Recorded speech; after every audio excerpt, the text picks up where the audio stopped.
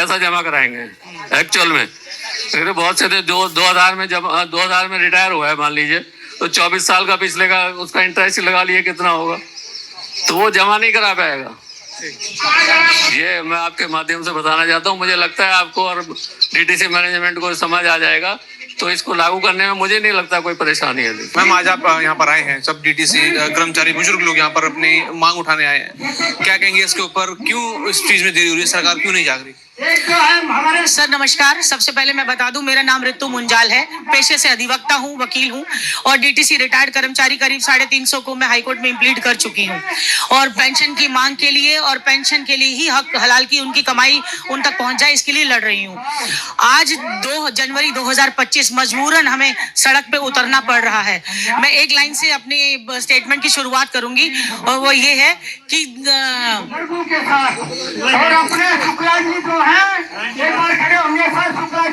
ये खामोश मिजाजी तुझे जीने नहीं देगी, ये खामोश मिजाजी तुझे जीने नहीं देगी मुंजाल। जीना है इस दौर में तो कोहराम मचा दे। हम लोग अधिवक्ता हैं और हम चाहते हैं कि शांतिपूर्ण तरीके से कोर्ट इसमें फैसला कर दे या सरकार के पास जो फंड रेज हुआ है उससे वो डीटीसी के कर्मचारियों की पेंशन दे दें। लेकिन हमने कैलाश गहलोत जी को भागते हुए देख लिया, हमने जो हमारे चीफ मिनिस्टर रहे केजरीवाल को जेल जाते हुए देख लिया, हमने आतिशी जी को पत्र लिखे, उनसे कोई रिस्पॉन्स नहीं मिला, तो मजबूरन हमें आज सड़क पे उतरना पड़ा। मजबूरन हमें हमारा जीने का हक पेंशन इन डीटीसी कर्मचारियों को जो नहीं मिल रहा है उसके लिए आज मजबूरन हम लोग यहाँ आए हैं और जंतर मंतर पर धरना देकर अपनी बात को मनवाने के लिए अपने इस अलगाव की और इस बगावत की शुरुआत आज हमें मजबूरी में करनी पड़ी है। यहाँ पे हक की बात कर रहे हैं, लेकिन अरविंद केजरीवाल लगातार महिलाओं को लेकर अनाउंसमेंट कर रहे हैं।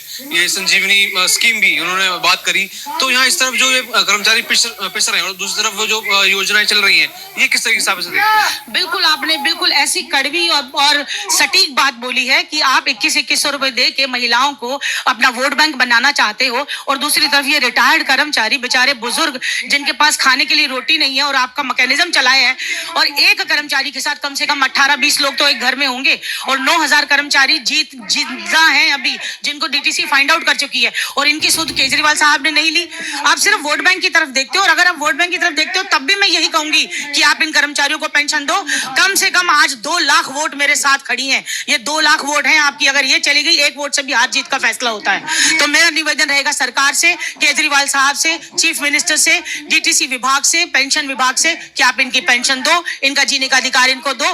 वोट बैंक इन्हीं से बनेगा, वरना आपकी सरकार को लुढ़कने में ज्यादा वक्त नहीं लगेगा। तो यहाँ आपने देखा किस तरीके से जो ये बुजुर्ग पूर्व डीटीसी कर्मचारी हैं वो अपनी बात यहाँ पर रख रहे हैं पेंशन को लेकर। यहाँ तक इनका ये भी कहना है कि अगर ये पेंशन लागू नहीं हुई तो ये अरविंद केजरीवाल के खिलाफ 70 की 70 विधानसभा में जाकर उनके खिलाफ यहाँ पर जनता को बताएंगे कि किस तरीके से इन्होंने बुजुर्ग डीटीसी कर्मचारियों के साथ व्यवहार करा, और कहीं ना कहीं अब उनकी जो सरकार है वो खतरे में आ सकती है। यानी ये आने वाले चुनाव अरविंद केजरीवाल के लिए काफी मुश्किल हो सकते हैं, उनकी पार्टी के लिए काफी ज्यादा मुश्किल हो सकते हैं, क्योंकि यहाँ पर आए 8000 बुजुर्ग, जो हजारों की भीड़ है, वो पूरी तरीके से अरविंद केजरीवाल का जो चेहरा है वो खोलती हुई नजर आ रही है कि जहां एक तरफ संजीवनी योजना है, जहां एक तरफ कहते हैं दिल्ली का बेटा हूं, बुजुर्गों का सम्मान करता हूं, उस तरफ इतने सारे बुजुर्ग उनसे अपना हक, अपनी पेंशन मांग रहे हैं, लेकिन यहाँ सरकार के कानों तक जू नहीं रेंग रही। बाकी और भी ऐसी खबरें जानने के लिए देखते रहिए UIP न्यूज। धन्यवाद।